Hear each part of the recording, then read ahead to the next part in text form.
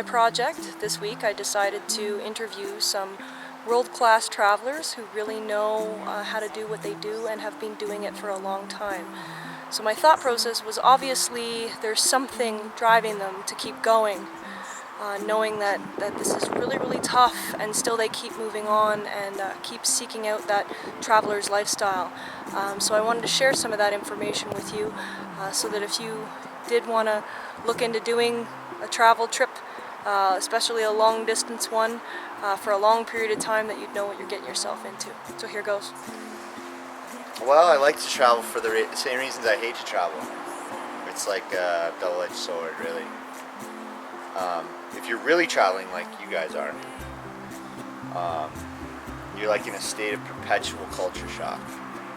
You know, like it can be the same culture like you're in the States, but when you're always changing environments, and it's a real thing. I mean, I have it in a book or something about culture shock, but it's like, it's a real psychological state where you're like, you get depressed. There's different stages of it. I didn't show it to you, but that's also why traveling is cool, because then you can learn to adapt and go easy on yourself. Like, you have to, basically, otherwise you go crazy. Being aware, so aware all the time, can put a lot of pressure on you, and eventually you kind of let your guard down and you can get away with it for so long before something silly. It doesn't have to be bad. You can just forget something important. It can be nerve-wracking, and most things are out of your control all the time.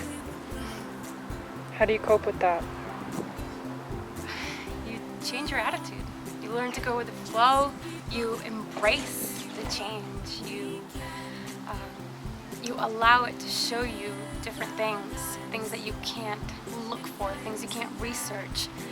Things happen all around you, and it's a good thing. What is jarring about moving around a lot?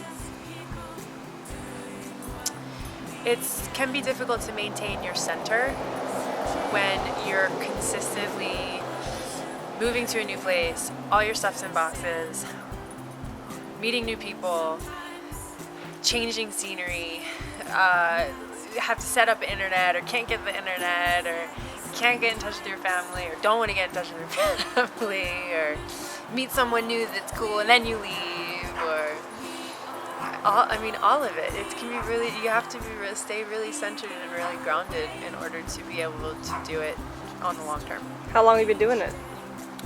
This time it's been 4 years. Well, the longest I was really consecutively away from home was 11 months, I think. 3 continents, 17 countries, on a budget, by myself. What was the best part about it? Oh wow, there's so many things, but it made me a better person. My experiences, the things that I went through, the things I superseded, it made me a more patient, more peaceful person. It was something that I really struggled with when I was thinking about going home, that how am I going to keep that peace that I had inside of me, going back to the same environment where no matter how long you're gone, things at home, they always stay the same wherever home might be. The same pressures that sometimes drive you away or drive you to seek newer things, are they going to take away that peace? So feeling that way and being that person and being so open was the best thing that I got out of that journey. What's different about being a traveler versus being tourist? a tourist? Yes. I guess it just sort of, I think length of time is a big one. Like, number one, how long you're in a different place. And I don't know, traveler, if you're a real traveler, you're not just there to see the cathedrals, the museums. You're really trying to have some kind of transformational, disorienting experience.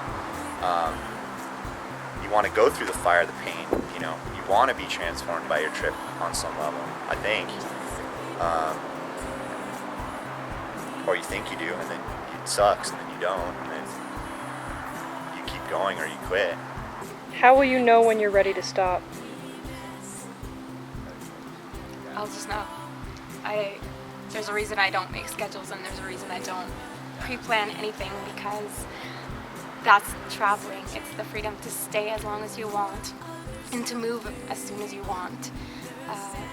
The opportunities that you're going to find when you travel are not something that you can pre-script. They come to you, that's why they're opportunities. And when you find a place that makes you feel good, that's where you stay. And maybe you don't stay forever, but you stay until you're ready to move again. Yeah. So why do you do it? Because I love humans, and I love learning about humans. And I like feeling humbled by the experience of learning about new people and being totally alone when I do it. Travelers are not necessarily seeking anything, though, either. It's a journey, not a destination. It's a wanderer mindset. It's an openness. It's an opportunistic frame of mind. It's people who allowing themselves to be out there and letting things happen and letting them be transformed by those experiences. How has travel helped you? Oh,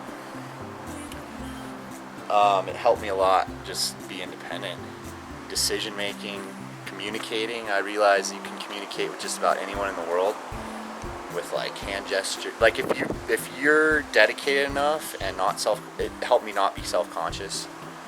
Like you just have, like I gotta get food, so I have to figure out where the food is. Hey guys, you know. So you just figure it out. How do you cope with all the change? Yoga and meditation. I know that might sound like the answer that everyone gives these days, but yeah, I mean, I practice every day. So, and also staying in touch with I have 3 sisters that I'm really close to, and a bunch of girlfriends I'm really close to, so making sure I stay in contact with them, because, you know, it's like no matter how much you travel, you can't forget where you're from. It's not about running away.